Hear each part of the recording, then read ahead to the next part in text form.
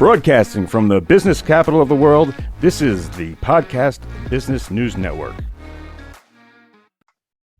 All right, thank you, Mr. Producer. We are back, and I am joined by this lovely lady next to me. This is Mary Fielder. Mary, welcome back to the show.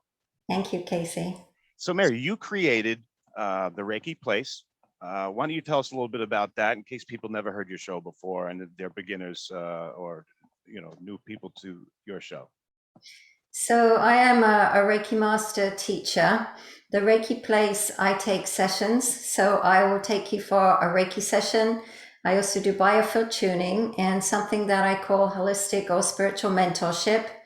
And then I also am a homeopath. So they are all energy modalities. They're all very complementary. But what I'm known for mostly at the moment is my Reiki practice. Gotcha. And you can help anybody because virtually we could be doing a session, just as we are with like the Zoom, right? I mean, you could help people internationally. I know that you have people international.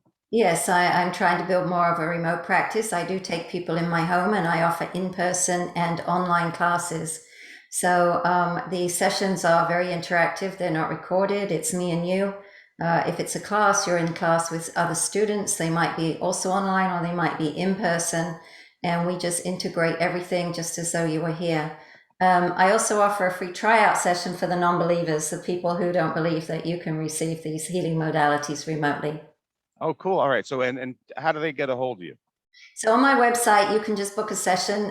It's the reikiplace.us. That's REIKI, the reikiplace.us. You can make an appointment directly on the site. And there is a link there for a free tryout to just test the water and see if it works for you and if you like it. And then, you can go on and make more appointments if you want to. Gotcha. I had a question.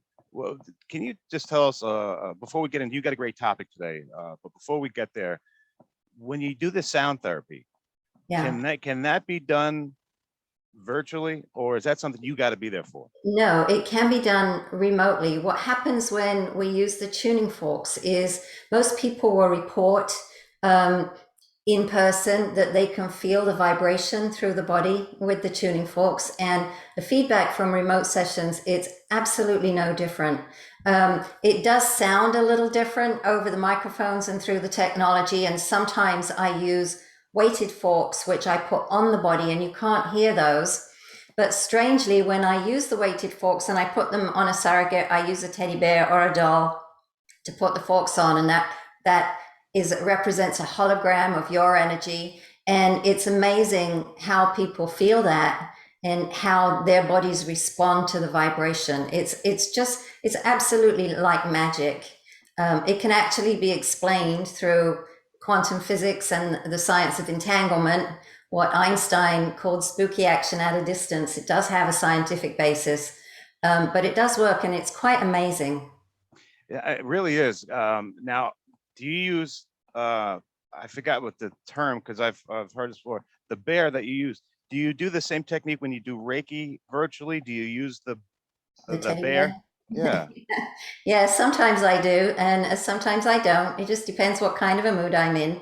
Okay. But it's useful for me to use the teddy bear because then I know where I am around your body. So if I'm feeling something, I know whether I'm at your solar plexus, for example, or whether I'm at your head or your feet. It's just useful. It's not necessary at all. You can totally do this through visualization. You can just visualize a person in your mind and visualize yourself moving around the person. But I'm a very tactile person, kinesthetic. So for me, it's easier to have something physical in front of me. Okay. And I've heard from some people, some Reiki masters that I've talked to before. What happens to you when you're doing Reiki on somebody? Somebody said that they get their hands get very warm and their forehead gets very warm. What happens to you when you're doing a session of Reiki and helping somebody? Yeah, when I get, I'm always engaged in somebody's energy, so I'm always sensing their energy, and that can be cognitive, like I might just sense it in my mind, and it can also be physical. So sometimes I'll get really, really hot. The type of Reiki that I do is called holy fire, And it's called fire for a reason, because when it starts to flow, and especially if it finds a block in the person I'm working on, then I will start to get really, really hot as the energy channels through me so that I can channel it to that person. So I get really hot. Sometimes I'm physically sweating. Sometimes I'm very thirsty. And then I'm also an empath. So I will often feel the pain that that person is feeling. So if they get sleepy, sometimes I'll get sleepy. And if they start coughing, sometimes I'll start coughing, that kind of thing. When did you know that you had this gift, the talent, which I'm sure you had to do so many different avenues of research and everything. But can any, can everyone have this, or is this something that you're born with, kind of like someone who has deja vu or ESP or something like that? If you can No, expand on that. some people have a natural gift, okay, and it's stronger in some people than others to begin with, but anyone can do it. And I will teach people to channel energy before they even come for a Reiki class. And I can teach your listeners, your viewers, to do it right now. And Awesome. all you do is you tell your body, your mind, that you want to turn on your energy, and then you put your hands together and you let the energy flow through your hands. Everything happens through conscious intention. So you have to have the intention that you want the energy to flow.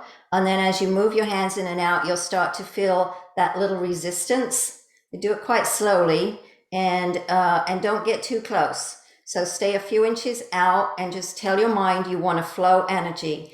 And you'll start to feel a slight, like a pulsing or a resistance between your hands.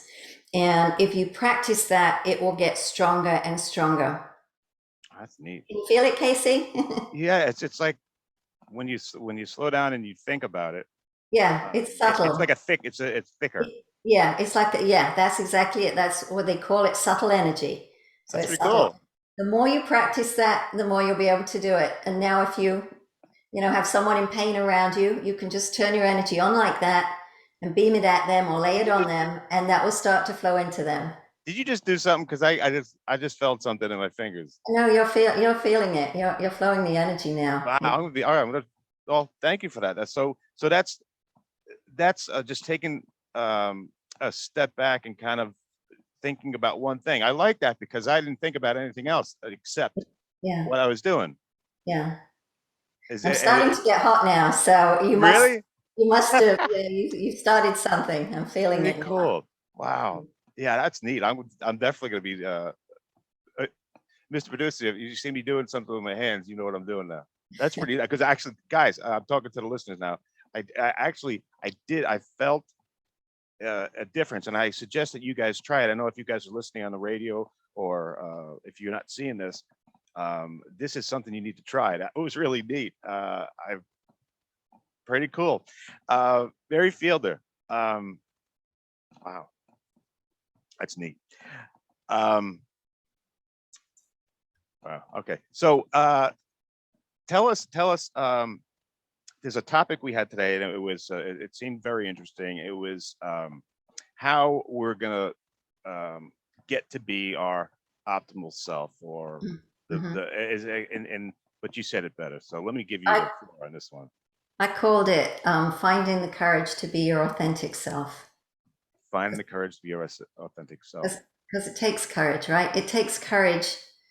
Um, it's like two sides of it, because we want to be like everybody else. We want to fit in, Yeah. and we often feel like we don't fit in. Yes. And we work on that. We work on trying to fit in, forcing ourselves into the mold at sometimes, and doing things that we maybe wouldn't normally do if we were just being our authentic self. But then also, we want to be unique and individual. We want to stand out for some reason as well. So there's always this pull or push within us to both fit in and be a unique individual. But it often takes more courage to be that unique individual. So are you saying, like, I know that there are people, I don't want to I don't want to give an example that might point out somebody, but say we do something drastic with our appearance. Mm. What's the difference between wanting attention and being our unique self? Um, I think it's the attitude with which you do it. So, um, we're talking about body piercings and tattoos and things like that. All of these things are wonderful expressions of the unique self. Body art, I think, is a wonderful way to express your uniqueness, or coloring your hair, or having a hairdo that stands out from the rest. Um, but the difference between wanting attention and being your unique self, I think, is just the level of confidence with which you do it. So it's something that you're going to know, but other people don't necessarily know. I see. Um, So, it- so you, I'm sorry. no, go ahead. You go ahead. Well, I was just saying. So it's not about just changing the appearance or putting something out there. It's something that you actually like. You think, Yeah, hey, I look these piercings, this hair, this tattoo, this looks good. I like this. yeah. That's the confidence that we need to, as a base, right? Yeah. Well, let me give you an example. These days, very many people have tattoos. So the person who would choose deliberately not to have one is making a stand, if you like, for their independence. They're saying, "I'm not going to go along with what everybody else is doing," and I'm not talking about tattoos specifically, but just the wave of the wave of trends. There's always a trend, right, that we're following. So the one who chooses not to follow the trend in confidence is making a stand to be their authentic self. I see. I see. So how hard is it, and what's our defense against going along with the crowd, trying to be like everyone else? What's our defense against it? I'm not Yeah. sure I understand what you're Is saying. is it is it if we were confident we wouldn't go along with the Well, it's not going along or not going along. It's about who you really are inside. So, for example, when we go through high school, we are told, that certain things are right and certain things are wrong, and we should do certain things and we shouldn't do certain other things. And we're told by authority figures that this is how the world works and this is how things are. We don't always stop to think for ourselves whether we agree to that or not. So we tend to fall into two camps. One is we're going to go along with everything because we want to be the good citizen, right? Mhm. So we go along with everything, whether we believe it or not. Or the other side of that is we go in rebellion against it because, we hate the system, whatever. We want to break away. We have that rebellious streak inside. So we do the exact opposite. But very few times do we sit down and say, well, now let me throw away all judgment and all prejudice and let me just stop and think, what do I, Mary, what do you, Casey, what do we think that things should be like for ourselves? What do we believe? And then start to question everything we believe. Do I believe this because I've been told to believe it? Do I believe this because my mum told me I should believe this way, or because my teacher said that's the right way to believe? Or do I believe it because I truly identify with this position? So I guess you're saying it takes a lot of introspection and maybe some time, Yeah. walking or grounding yourself out there. Or... Yeah. This topic came up for me because it came to my attention recently how many people are influenced by the beliefs that we're told to adopt that are so prevalent on social media. There's so much about liberalism and the far right and the far left, and I'm not interested in really in politics or getting into political positions. I'm interested in helping people understand, do they really identify with this as much as they think they do, or is it just because they've been told that they should think this way? That's a great question, and yeah, I see that now more than ever. Do you see in the past couple of years how this group? Um, I don't want to. Okay, there are a lot of sheep. Mm, Do you see that lately in the past couple of years? I, how do you feel about that? Where you see people conforming? Maybe that's the word I'm looking for. mm. I feel like lines have been drawn and we feel like we need to stand on one side of the line or the other side of the line. And, without getting personal, in my own family, I've seen that line be drawn. And it's broken my heart because to me, it's not about, whether you believe this or I believe that, or whether we believe the same thing. It's more about what I'm feeling is that there's been a kind of a cultural indoctrination into what is the right thing and what is the wrong thing, and there's an awful lot of propaganda in a certain perspective. No matter what side of the line you stand on, it feels like we're being told that this is right and this is wrong. Um, but that may or may, I mean, issues are never black and white. There's always shades of gray. There's always two Don't sides. bring Yeah. out shades of gray. It's like, well, you've got to stand in the black camp or the white camp. You can't stand on this gray line because, then you don't fit in anywhere. So, yeah, I'm not sure how we went down this hole, but Yeah, I know. I But was talking more about personal, a personal approach to living that it's very, very, it takes a lot of courage to say, I'm not going to think, I don't think that way, so I'm not going to do that. I don't believe that, and I'm not going to go along with what this crowd is doing over here. I think we went down it because you brought up it was just an amazing point where these lines have been drawn, and the courage to still see that this is another human being.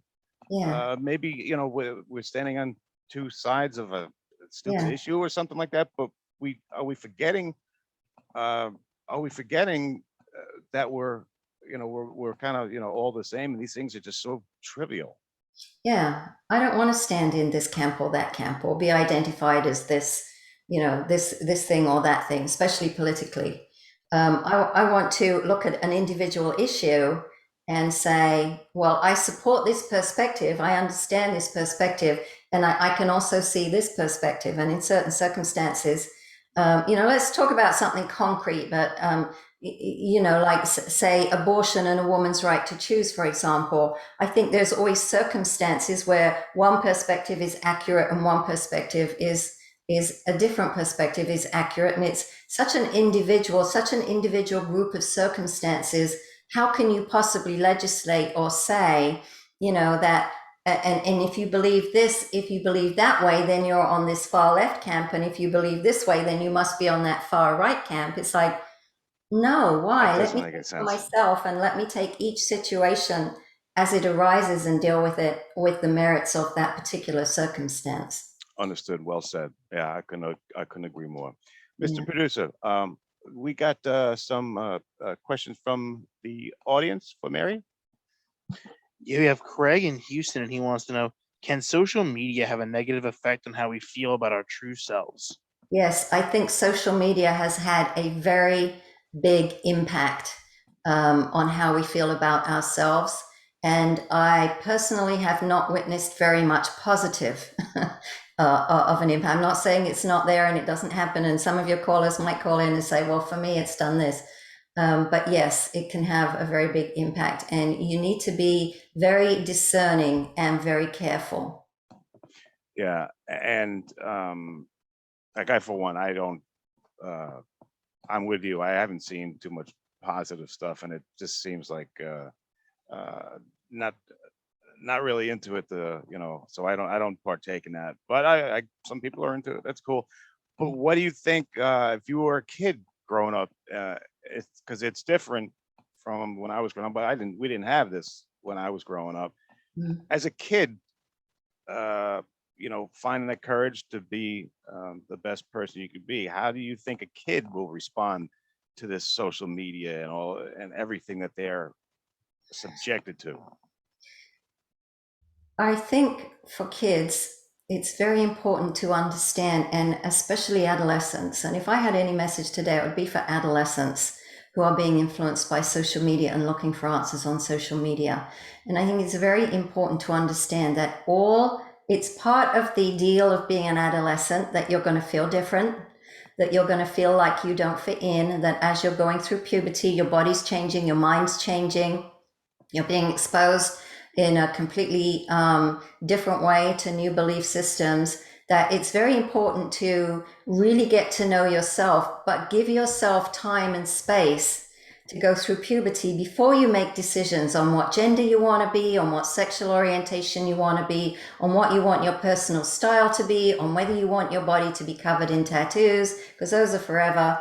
To give yourself time to work through the time of puberty, to honor that time for yourself. And if you feel depressed or if you feel down, let yourself be there for a little while before you make dramatic changes. And just see how you are in a year or two from then, or 3 or 4 years from then, before you make life-changing decisions. Great message. And does the energy change throughout someone's lifetime? I know that's probably a Yes. very basic question, but maybe you can expand on it for It beginners like me. it completely changes, because we are not just growing up physically, we are growing up mentally, emotionally, and we're growing up spiritually. And I'm not talking about religion. I'm talking about your connection to the outside world. That's what's spiritual, because we are a community. We're here with other people. We're not here alone. We're not an island. And as we grow and develop and evolve, your opinion on everything changes. Yeah. So when you're working on someone, say an adolescent with Reiki, is it a different experience, or is it just a different energy? Are there different types, different times in the, like if you did Reiki on a 14-year-old and then a 22-year-old, would you feel something different? Well, first of all, you feel something different with every person, no matter what age they are. But yes, I have had experience with young people whose face is like this in a cell phone. And you put your hand up against their face and you can feel the field around their face that is warped and dark, because they have their face continuously in a phone. I've worked with kids in high school. I've gone into a high school, into a classroom, into a senior class in high school, and pretty much every one of those kids had we in Reiki we call it byoki, which is a Japanese word which means negative energy around their head inside the classroom. And even just walking into the school, into the high school, you can feel the energy of oppression. Now that's just one high school. I'm not saying every high school's like that, but it was like walking into a wave of oppression. And every kid in there, the kids, bless their hearts, were great kids. They were really great kids. They were all very friendly and very open with me. But you could feel like this cloud of energy in there. And I wish that I could have taken each one of them home to a private setting and given them a Reiki session just to clear their energy out and let them experience who they truly are outside of that oppressive atmosphere. Wow. Well said. Mr. Producer, we got time for another one? Okay, great. We have Alex in Nashville wants to know, can these beliefs be instilled in us from an early age? They are instilled in us from birth. And let me give you just a very generic example. When you are 2 years old, you start to walk around and you start to explore your world. And what is the word you hear the most? It is no. No, you can't do that. No, you can't go there. No, you can't touch this. No, this might break. No, this is going to hurt you. And so, even just in a very innocent way in your life, you're being steered from the very beginning into knowing what you can do and knowing what you can't do, and listening to the authority figures of those around you. And it gets worse and worse as you grow up and go through the school system. So, yes. Great question. Yeah, great example. Mr. Producer, can I do I have time for one more? I do. All right, great. We got another one. All right, hey guys, I'm here with Mary Fielder. Mary, how do people get a hold of you? Yeah, you can go to my website, thereikiplace.us, and I've got a contact form on there and all my information. Or you can call or text me at 719-314-5974. All right, great. What do you got, Mr. Producer? We have Nicole in Las Vegas wants to know, does it take more time for some people to tap into their true selves? Yes, it's your life journey. It's the journey of your lifetime. That's what you are here to learn how to do.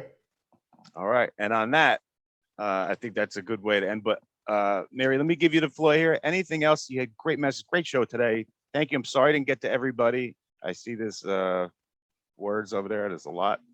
If I could read them, I would. But Mary, let me give you the final. Great show. Thank you so much. And I'm sorry I didn't get to everybody. Well, I want to say you are not random. You are here on purpose with a purpose, and we all have a unique and individual purpose. And when you start to drop away what I call the culturally created self, then your authentic self starts to reveal. And along with that, your true life purpose starts to come into your perspective. Awesome. Guys, Mary Fielder, and thank you so much. And we'll be right back.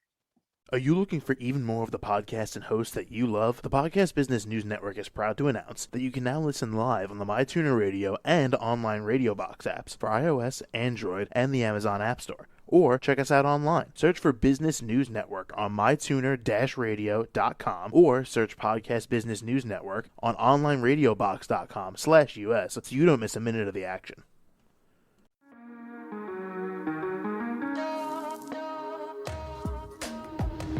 Broadcasting from the business capital of the world, this is the Podcast Business News Network. For nearly 2,000 severely injured veterans, everyday life has become filled with barriers. Day-to-day simple tasks can become pretty daunting. I have to carry my chair up 2 flights of steps or have somebody do it for me. What scares me the most is just the falling. When I'm struggling with my house, I think, to have that one great barrier just knocked down, it's crucial. Home for Our Troops is a wonderful nonprofit that builds a mortgage-free, fully adaptive, handicap-accessible house. And there's no catch. It'll be our very first home that we've ever owned. This is a game changer. This is where your life begins again. We need you to join us in completing this important mission. Please visit hfotusa.org and help build homes and rebuild lives. Because of you, everything's going to be okay.